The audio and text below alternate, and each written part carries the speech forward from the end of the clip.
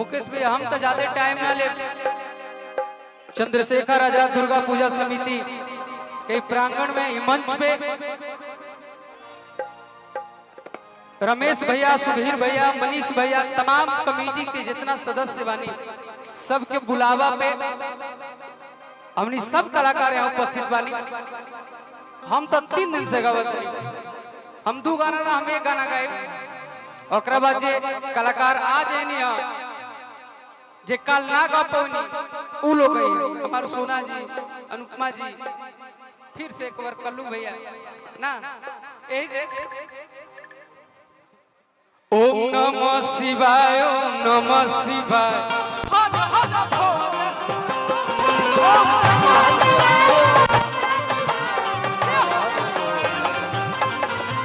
नमः शिवाय, ओम नमः शिवाय, हर हर भोले, नमः शिवाय।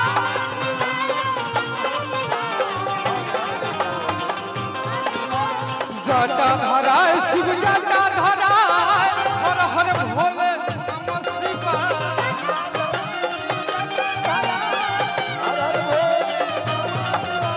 जटा धराए शिव जटा धराए, हर हर भोले नमः शिवाय।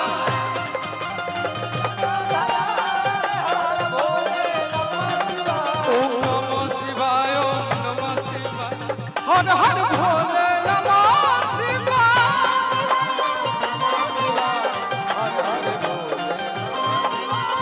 एही में विश्वास करा तू मैया पे उहे पार लगई।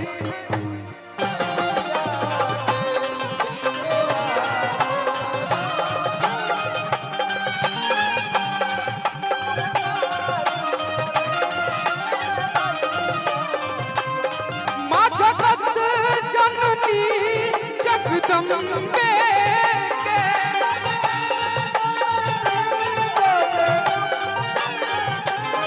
जब कृपा बरसी अम्बे के,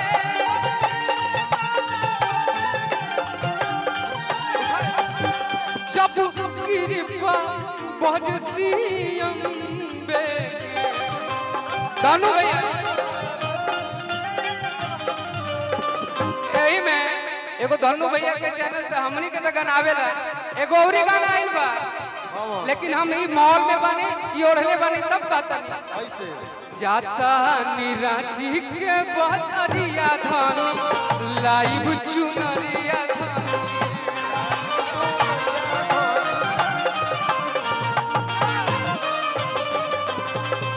जाता निराजी के बजरिया धानी लाइव चुनरिया।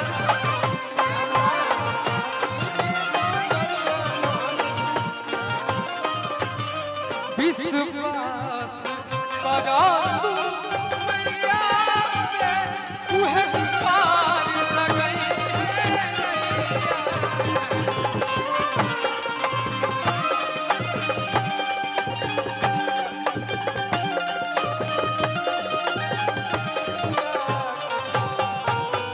अब बिना कुछ कहले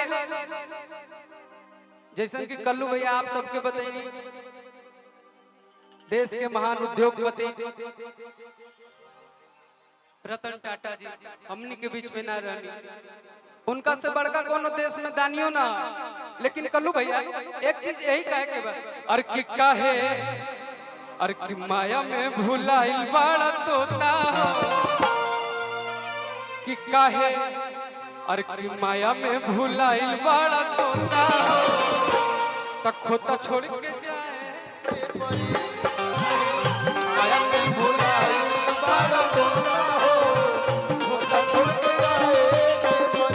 सगरी स्वार्थ खातिर निमन बाहुर होता हो,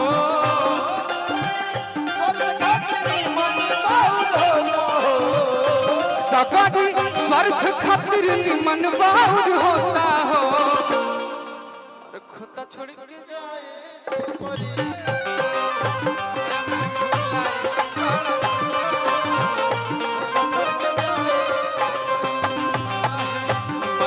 भुलाया बड़ा तोता हो,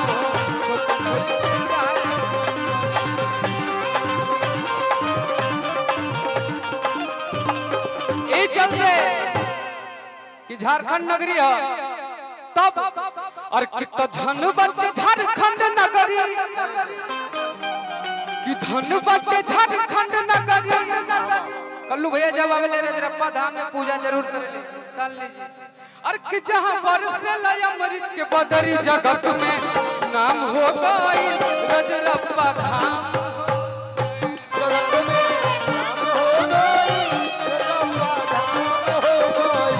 जगत में नाम हो गई रजरप्पा धाम हो गई।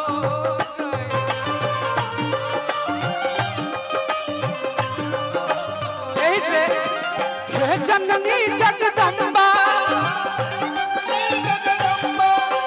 हे जननी जगदम्बा, हम यही शरण में अम्बा जमाना करत सितम्बा हो तू बारू तका गंबा हो।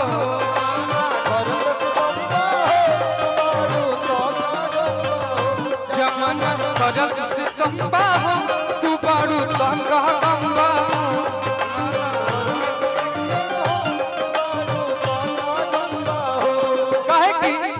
काहे बिलम वाले बाड़ू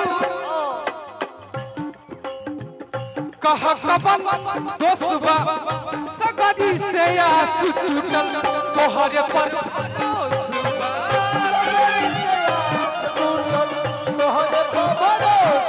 जब दया मई हर गंगा तब बिकू के बम बम जमाना करत सितम्बा हो बाड़ू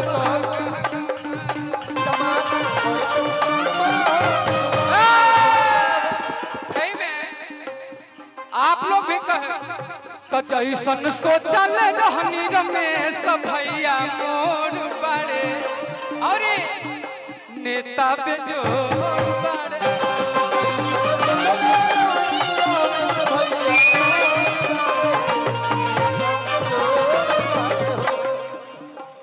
मनवा में सारा कहावत बटे है लायक रमेश भैया बनी है अबरी हमनी के विधायक।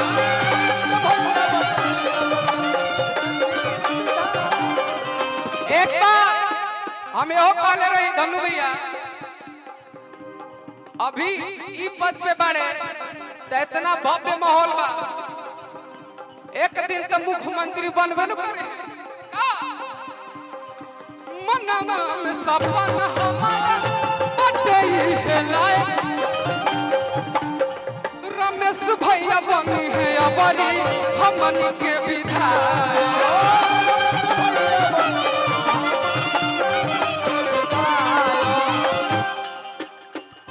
तो जैसन सोचल रहनी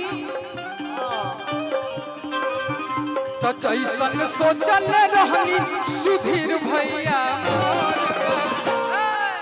और नेता ना बेटा बेजोड़ बारे अरे कि बेटा बेजोड़ बारे।